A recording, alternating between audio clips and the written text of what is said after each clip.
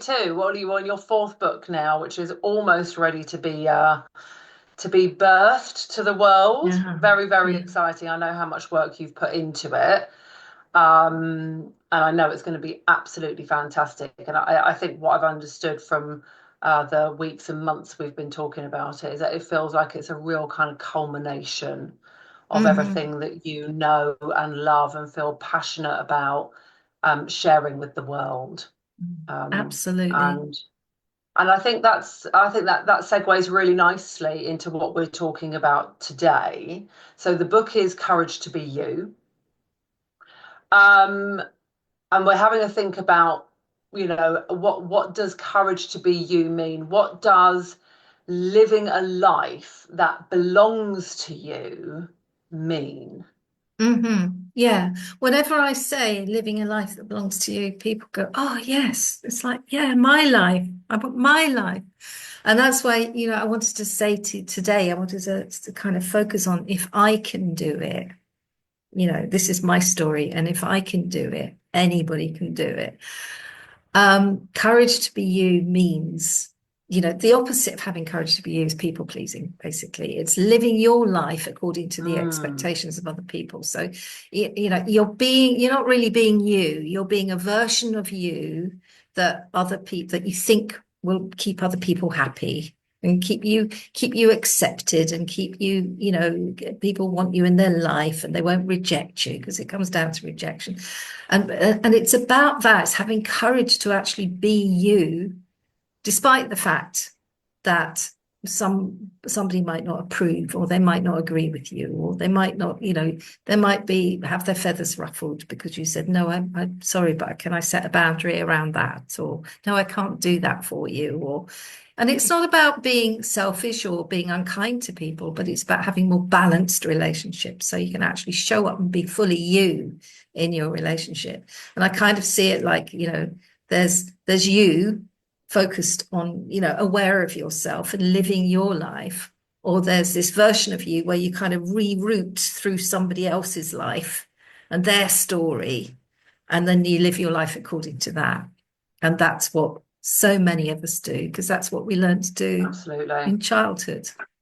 Yeah. Some of us have a very sort of normal or average experience of that. We learn to people please because we have to. Our parents have to take care of us and make sure we're safe, and we have to learn some manners, and we have to learn how to behave and not to run across the road and things like that. So there are certain things, and some of us have quite an extreme version of that in our childhood. We have situations in growing up where there might be a lot of conflict, or there might be a lot of disapproval, a lot of judgment. There might be family issues where perhaps there's alcohol or drugs, or some issues where parents can't help their children to feel as confident as they might have done because they've got their own issues to deal with. There may be abuses and various different things going on. So some children grow up with more of a people pleasing than others, but we all do to some degree. But some children, because of their experiences in childhood, they have to kind of survive. So they have to learn how to, be liked and rescue people and look after people and do all those things and avoid conflict and do all those things that we do when we people please.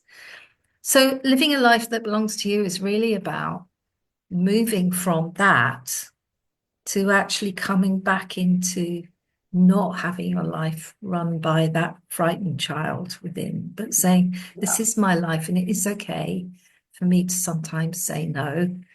And it is okay for me to say, actually, that time doesn't suit me. Can we arrange a time that does suit both of us? Or can I just say that, when you said that, I was a bit hurt? It's all that stuff. And it's that setting boundaries about, actually, I'm not going to hang out with somebody who disrespects me. Don't have to have a row with them about it, but I'm just making that decision.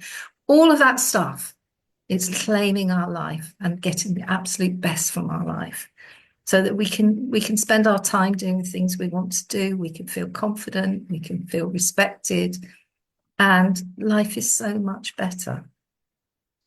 My story is that I started out as one of those kids who didn't have the easiest of beginnings and didn't therefore grow up with much confidence, and spent pretty much, all my time trying to toe the line, keep people happy, hope they'd like me, hope they wouldn't abandon Mm. me, getting into crappy relationships, and difficult friendships, and basically not being me at all, just spending my life in survival mode, trying to get through each day and hoping everything would be all right. When I tell people that now, they say, well, who are you? Who are you? Because I'm a very different person. I have a life that belongs to me.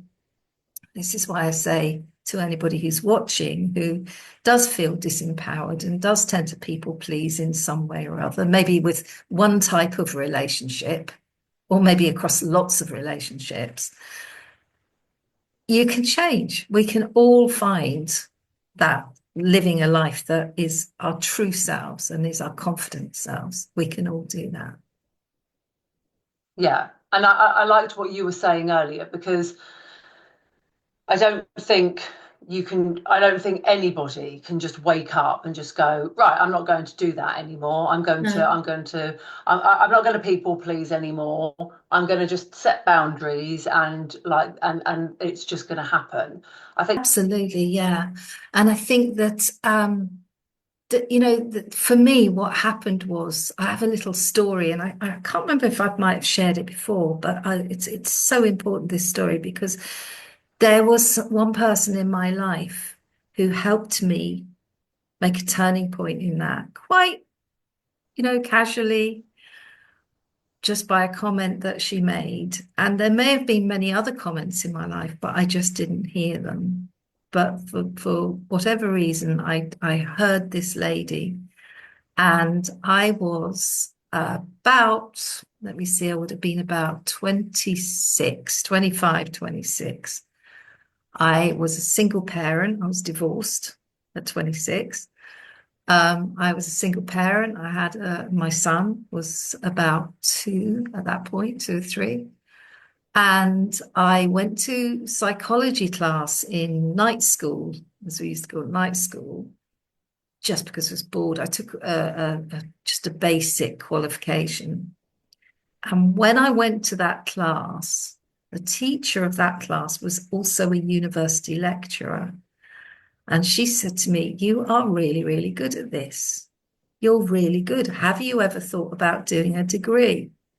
And I was like, me?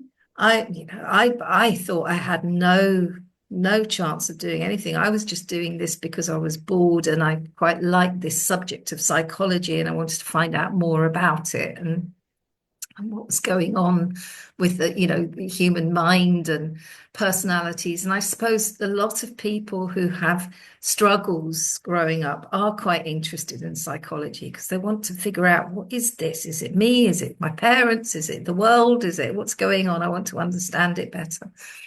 So I suppose I had that natural interest, but I had no confidence in myself that I could ever do anything like go to university or anything like that. I just, I was just getting by. I was claiming benefits at the time. I was bankrupt at the time because I'd lost a house and I had debts. I was not, I was the lady who went down to the benefit office and said, please, please help me pay my rent because I can't, um, feel strong enough to get a job that was, and in those days you couldn't actually, there was no childcare or anything, there was no help for anything financially for childcare, so you couldn't, if you were a single parent, you couldn't get a job because it didn't earn you enough to cover all your expenses, and so it was a bit of a poverty trap at yeah, that yeah, point yeah, in the UK. yeah. Things are much better now, but education was my ticket out of that. And this lady who said to me, you're really good. You could go and do a degree. And I was just like, gosh. But I thought about it, and I knew, part of me, I just knew, even though I never really thought I want to have courage to be me, because we don't go around thinking in those terms. But there was a part of me that knew that things were better, could be better. There was a part of me that I knew that I hadn't come to planet Earth to just get by and to always be worried about things. And I wanted, obviously, for my little boy, I wanted a much better life for him.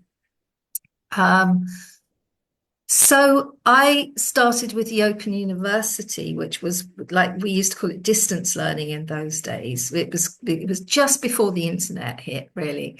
Um, and OU so was so groundbreaking, wasn't it? OU was brilliant. OU was brilliant. Open University. So you would do, you'd have things sent to you in the post. You'd do Yeah, your essays. Send them off. You get them marked, and then you go to summer school every year at a university and yeah. have a couple of weeks there.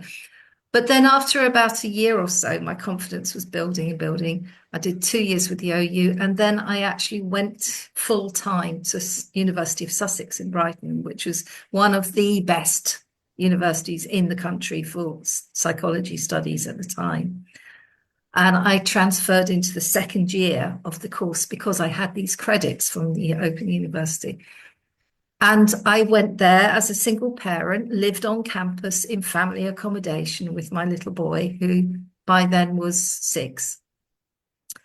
And there were lots of single parents on campus, and we had a really great time because they were from all different parts of the world and doing different courses, and we all supported each other. And the I kids, never even knew that was a thing until I met you. I just think that's yeah, absolutely it fantastic was that it you was fantastic. that was an option. Yeah, the kids had all got to know each other. They were the sort of the campus children. The bus used to come pick up the kids and take them to school, and it was a really positive thing. But it was hard. It was hard to be a single parent, and living in it was tiny accommodation, but it was very great for the kids because they had a sense of our parents are doing something, and we could grow up and we could do something, and so I went on from there, and then I completed that degree, and then I went on and I did postgraduate courses and postgraduate training, and I did all sorts of things like, working for organizations, working for charities, doing extra training for therapy, all sorts of things. I won't go on; it's a long, long list. And then, of course, doing courses online and writing books, which is, as you said, I'm on book 4 now. Courage to be you. My story, the reason I'm sharing this story is because I want to share with the audience that if you are feeling disempowered, if you're feeling stuck, if you're feeling like you're stuck in people pleasing, you can never quite be the person you want to be. Well, if I could do it, anybody could do it, because I really had no confidence in myself at all. And bit by bit, it's about steps, it's about small steps. I didn't just Mm. wake up, like you said, people don't wake up. They do sometimes wake up and say, I must set a boundary, but it doesn't work, because actually what we have to do is we have to test the water. We test the Mm. water and we see that works. And then that gives us a little bit of confidence that actually when we said no to somebody, the world didn't fall apart. Or Yeah, if they're yeah. not great, They maybe weren't that's not burned at the stake. no. And maybe if they're not so good with that, maybe that's not a good relationship. So we need to think about our relationships.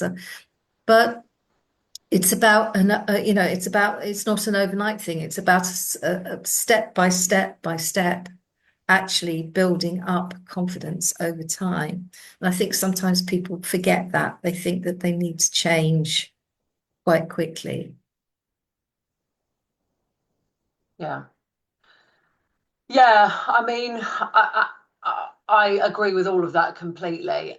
And I would guess, Marlene, that a big part of that change and that taking that first step forward is actually really understanding where that story started in the first place and Mm-hmm. why why you do it. Because like I mean I obviously know some of your story, um, and I think you're absolutely right. I think a lot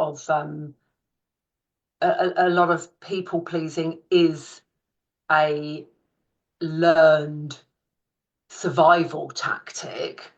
Hmm. And I say learned kind of like with a little bit of trepidation, because some of it is obviously innate instinct to Hmm. survive, but actually a lot of it is kind of societal values and Hmm. family cultures and everything else. So there's that aspect to it. But when it goes over into the amber or red zone, it's usually because of some sort of, would you agree, some sort of adverse child Mm. experience? Hmm. Hmm. Oh, Doesn't absolutely. have to be, Yeah. not necessarily big trauma, but Hmm. just like all those little things that Yeah. we know as therapists really feed into um, how we form our sense of identity. Yeah. And actually, I like that you say all those little things. Yeah. Sometimes there are bigger traumas, and sometimes there are, a continuous being fed continuous message of you're not good enough, or you're only good enough if you behave this way, or if you don't speak up, or if you rescue people and look after people.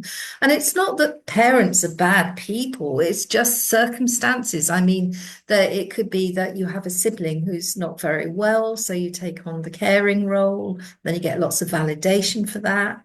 It could be that you have a parent who's not well and isn't able to parent, so you become the parent to your parent. This is quite a common thing with clients. There can be all sorts of situations, things that happen in family life that is not down to anybody doing anything wrong or anybody's fault. It's just the circumstances, and then a child learns to take on a role around that. And it can be traumatic as well. It could be that there's a lot of anger and they learn, oh, I better not speak up, I better not say what I need. Or they may get a message, oh, you're very selfish, because the parent was always told they were very selfish. There's so many aspects to it. So definitely the more of that you have as a child, then the more people pleasing you will do, because it's just how you learn to survive life, survive relationships. It's what you learn, that this is what makes relationships easier. It means you don't rock the boat, you smooth things over, you keep things in harmony if you behave a certain way. And it ultimately comes down to rejection. All the fears we have of all the different ways that we people please always comes down to fear of being rejected. We give too much sometimes because we want people to be kept in people's lives. We don't want them to abandon us. We don't speak up because we don't want to cause a discomfort and uncomfortable feelings and maybe risk the friendship. All of these things, or we rescue people because we think, gosh, if we're indispensable, then they'll want us around. That's the inner child thinking that. We might not consciously be having these thoughts, but Mm, the inner child is thinking that all the time. And it all comes down to, I won't be rejected. That's what it all comes, because that's all those traumas and all those difficulties and all those struggles that we learn in childhood, and the validation we have when we do please in childhood. All of that comes down to, you're wanted, you won't be rejected. That's the yeah, ultimate message, isn't it? yeah, absolutely. And I suppose, I mean, that's the fear-based message. And I was just thinking, like the underlying message um, could also be, um, I don't matter. Mm-hmm. My feelings don't matter. Everybody else's feelings are more important. Everybody Mm-hmm. else's desires are more important than mine. So I'll just kind of stay under the radar Mm-hmm. and do what people want. And yeah, I mean, absolutely, like, do what people want, because then they won't reject me. But Yeah. also, the other side of that is, or same side, same, you know what I mean, Mm. is I don't matter. Yeah. Yeah, I don't I matter. just And if I try to show them that I matter, they'll validate the fact that I don't matter, and that will be really hurtful and painful. So I'll just sort of coast. Mm. yeah. So, but we can learn not to do, we can claim our life. We can come back to being the person that we deserve to be. And that's what this is about. It's like courage to be you. We can evolve into actually being happy and having really good relationships. Because if our relationships are based on, I have to behave a certain way so that you don't reject me, ultimately, then it's not a very secure relationship. It's very dependent on what other people think and what mood they're in that day and what's going on in their life and whether they're nice to you that day and so on. But when we have courage to be our own true selves, we are the one who gives ourselves that love. We are the one who gives ourselves that confidence. So the rejection thing isn't such an issue because you're always going to have some rejection in life. That's just because we're all different. So we're bound to sort of disagree and, push each other away sometimes. But it doesn't matter so much. It's not important. It doesn't mean your worth. Other people do not add up to your worth. You have your worth. And then your relationships become so much better because you're not depending on other people to make you feel worthy.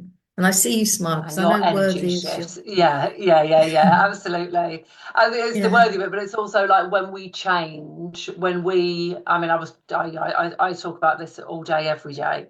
When we put boundaries in place, when Mm, we elevate ourselves, um, it has to change the dynamics of the relationships around you. yeah. It has to, because when you change, there is a natural Mm. ripple effect.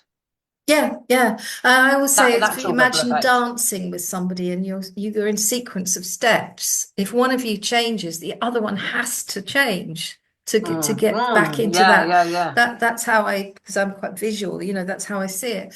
And that's the point. And then your relationships are not dependent on somebody else. And they're not they kind of know, people know, don't they?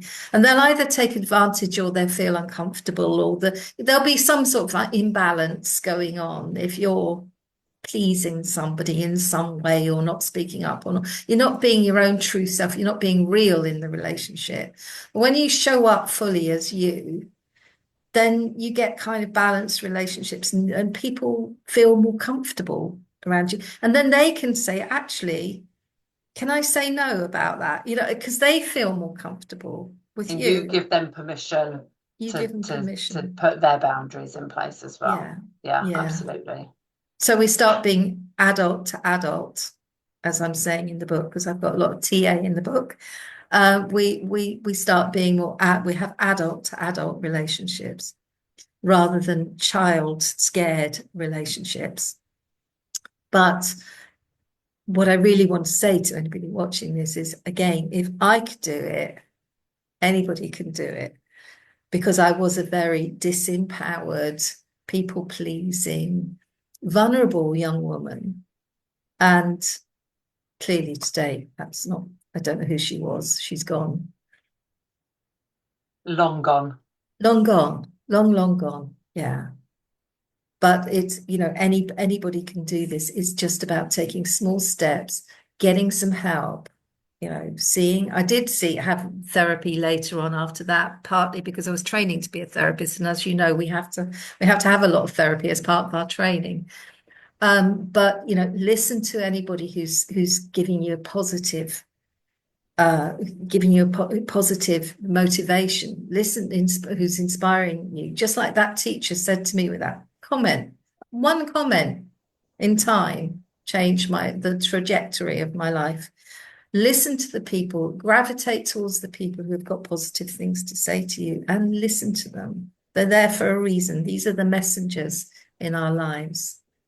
and take these small steps. Just do one little boundary. Start with easy people and have some trust in yourself. You can find courage to be you. Wonderful. Absolutely wonderful, Marlene. If anybody wants to know more about either people pleasing or wants to get in touch with you to talk about working with you, how can they do that? Absolutely. I'll put the website domain in the comments under the video, and also about my people pleasing quiz, which is increasingly popular. Fabulous. Fabulous. Okay, wonderful. Thank you so much. So lovely to hear your story. So motivating. Thank you, And I'm sure Pascal. we'll land with lots of people. So that's really Mm, good, Marlene. brilliant. Great. Okay. See you See next you time. next. Bye.